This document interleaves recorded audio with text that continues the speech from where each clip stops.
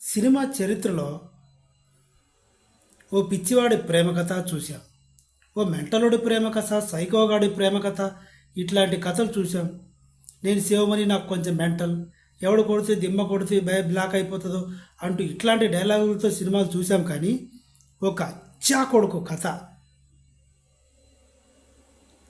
అర్థమయ్యే ఉంటుందనుకుంటా. శ్రీకాంత్ ఓదెల దర్శకత్వంలో వస్తున్న ఘంటా నవీన్ బాబు నాని గారి సినిమా. నాని గారి సినీ చరిత్రలో ఈ range high pitch wild content ఎప్పుడూ చేయలేదు. కోర్స్ సినిమా ఇండస్ట్రీలో బూత్ను టీజర్లో చూపించిన సినిమా అయితే లేదు కూడా. మొన్నే చూశాను నేను. సరిగ్గా ఆ అయిపోయే ముందు ఒక అచ్చా కొడుకు కథ అనే లోపల మా అమ్మాయి చూసింది.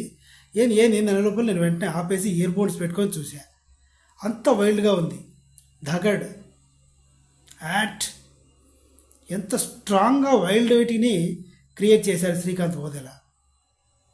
ఎంతైనా సుకుమార్ గారి శిష్యరికమేమో, దానివల్లేనేమో.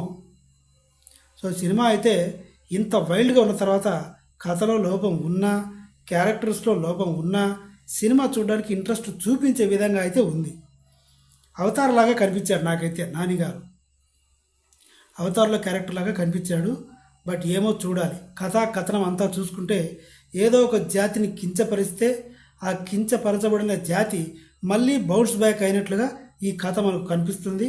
ఆ కథలో కాకిలాగా అణచబడిన నాయకుడే ఈ ఇచ్చా కొడుకు నాని అనేలాగా తల్లి వాయిస్ మనకు స్క్రీన్ మీద కనిపిస్తుంది అని ఊహించుకుంటున్నాను నేను. ఈ టైప్ ఆఫ్ జానర్లో ఉంటుంది అన్నది చెప్తున్నాను అనమాట. అది కంటెంట్. నా అభిప్రాయం మీకు నచ్చితే ఏం చేయాలో మీకు తెలుసు కదా. Thank you.